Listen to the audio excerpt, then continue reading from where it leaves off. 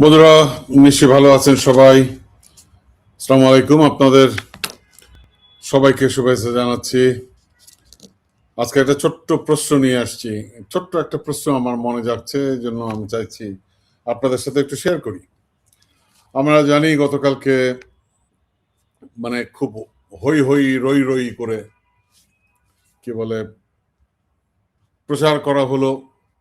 আমি এটাকে প্রচার বলি না, কারণ আওয়ামী লীগের সবকিছু প্রচার না। আওয়ামী লীগের অধিকাংশই গুজব। বছর তারা গুজব রটনা করেছে। সো এই গুজবে আমরা কান দিতে চাই না আর কি। গুজবে কান দিয়েছি 17 বছর, তাই না? বিভিন্ন রকম ভাবে গুজব ছড়ানো হয়েছে। তো নতুন একটা গুজব আমরা করলাম, সেটা হচ্ছে শেখ হাসিনা ভাষণ দেবে। সবাই আগ্রহী হয়ে উঠল। সো শেষ পর্যন্ত কি দেখা গেল, উনিও একটা অডিও রেকর্ড দিয়েছে। আসলে আমার কাছে মনে হয় যে আওয়ামী লীগ একটা সার্কাস পার্টি হয়ে গেছে। মানে একটা ন্যূনতম, এই জন্য আমার প্রশ্ন জায়গায় আমি আজকে এই প্রশ্নটা করতে চাই যে শেখ হাসিনার কি আদৌ আছে, শেখ হাসিনা কি মানে তার তার অস্তিত্ব আছে, যেটা কি আমরা প্রশ্ন করতে পারি না। এই কারণে বলছি, শেখ হাসিনা কি আদৌ আছেন? কোথায় আছেন তিনি? আমরা জানি ভারতে আছেন, কিন্তু প্রশ্ন হচ্ছে ওনাকে তো আর ভিডিওতে দেখা গেল না। ওনাকে কেউ ওনার ওনার ওনার চেহারা তো কেউ দেখলেন না। উনি একটা ভিডিও বার্তা পাঠালেন এবং এটাকে নামকরণ করা হলো সংবাদ সম্মেলন।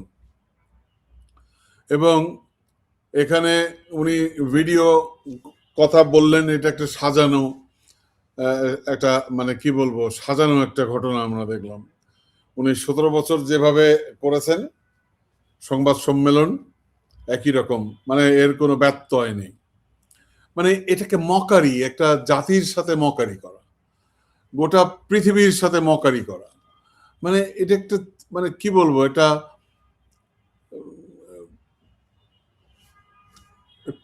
টোকাই দলে পরিণত হয়েছে।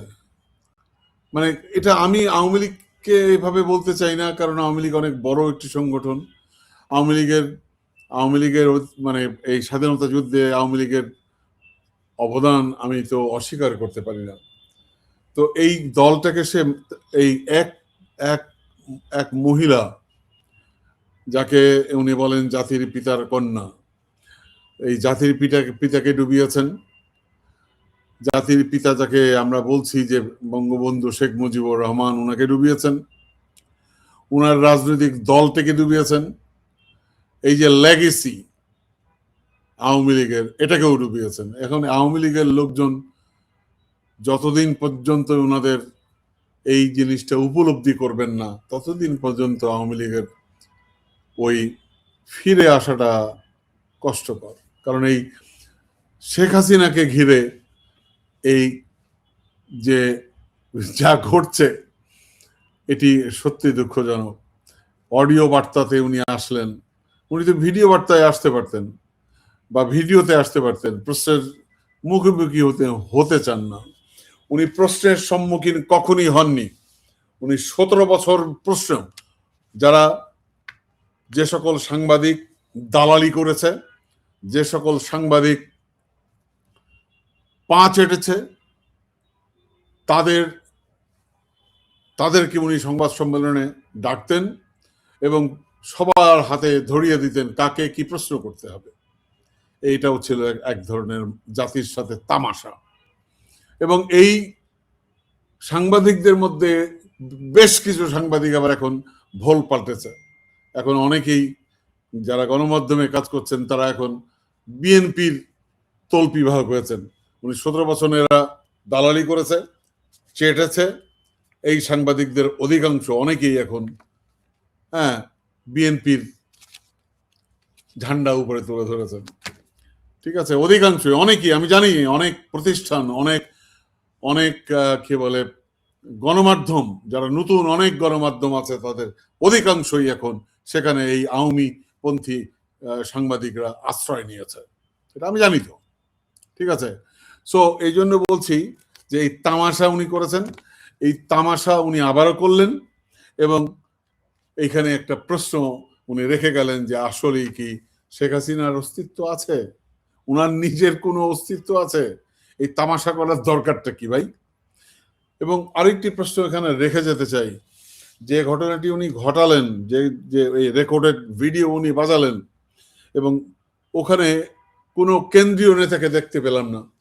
আওয়ামী লীগের কি এমনই দুরবস্থা যে ওখানে মানে এখানে কোনো সিনিয়র কেন্দ্রীয় নেতাকে আমরা পেলাম না? মানে কি বলবো, মানে দুঃখের আর শেষ নেই। আওয়ামী লীগের অবস্থা 12টা বাজিয়েছেন এই শেখ হাসিনা, ঠিক আছে। খুবই দুঃখজনক, খুবই লজ্জাজনক। হ্যাঁ, এবং এই যে হুঙ্কার দিচ্ছেন ডিসেম্বরে আসবেন অমুক তমুক, এটা এক ধরনের তামাশা। এই তামাশা যদি আওয়ামী লীগের এই নেত্রী করে, তাহলে আওয়ামী লীগের যতটুকু কাঠামো আছে, যা আছে, সব ধ্বংস হয়ে যাবে। তো যাই হোক, এই কথাটি বলার জন্যই আমি আজকে লাইভে এসেছি। এই তামাশা যারা দেখেছেন তারা তো দেখেছেন, যারা শুনেছেন হ্যাঁ তারা মানে আমার খুব হাসি পেয়েছে, এবং এটা নিয়ে অনেক আলোচনা হয়েছে, অনেকে অনেক ধরনের বিশ্লেষণ করেছেন। ভাই, বিশ্লেষণের কিছু নাই, এই তামাশা দিয়ে কখনো বিশ্লেষণ হয় না, ঠিক আছে। তো শেষে আরেকটি কথা বলি, যে কথাটি বলতে চাই, যে এখন আমাদের অনেকে ভোল পাল্টেছে, অনেকে অনেক ধরনের এই গণমাধ্যমকে একটা মানে কি বলবো, একটা পতলেহন গণমাধ্যম করেছিল এই শেখ হাসিনা। আমি অনুরোধ করব বিএনপিকে যে তারা এটার উপরে দৃষ্টি দেবে, এবং যারা এই শেখ হাসিনার আমলে যেসব গণমাধ্যম শেখ হাসিনার পা চেটেছে, শেখ হাসিনার পক্ষে ওকালতি করেছে, পিআর করেছে, নির্লজ্জভাবে কথা বলেছে, নির্লজ্জভাবে রিপোর্ট প্রচার করেছে, ঠিক আছে, তাদের আইনের কাঠঘোড়ায় আনতে হবে, তাদেরকে সামনে আনতে হবে। এখন তারা সব বিএনপির তল্পি বাহক হয়েছে, এখন বিএনপির পক্ষে কথা বলছে, এখন মানে গণ কি বলে 31 জুলাই নিয়ে কথা বলছে, 5ই আগস্ট নিয়ে কথা বলছে, ঠিক আছে। এদের সবাইকে সামনে আনতে হবে, বিচার করতে হবে। শুধু আওয়ামী লীগকে বিচার করলে হবে না, আওয়ামী লীগের দোসরদের বিচার করতে হবে। শুধু শেখ হাসিনার বিচার করলে হবে না, শেখ হাসিনাকে যারা টিকিয়ে রেখেছিল 17 বছর, এই দালাল মিডিয়া এবং এই মিডিয়ার মালিকদেরকে সামনে আনতে হবে, একদম সামনে আনতে হবে, সামনে এনে এদেরও বিচার করতে হবে, ঠিক আছে। সো শেষ করছি বলে যে আমি অনুরোধ করব বর্তমান তারেক রহমান ভাইকে অনুরোধ করব, হাসিনা যে পথে গিয়েছে আপনার ঠিক তার বিপরীত পথে হাঁটবেন, এটি আমার অনুরোধ।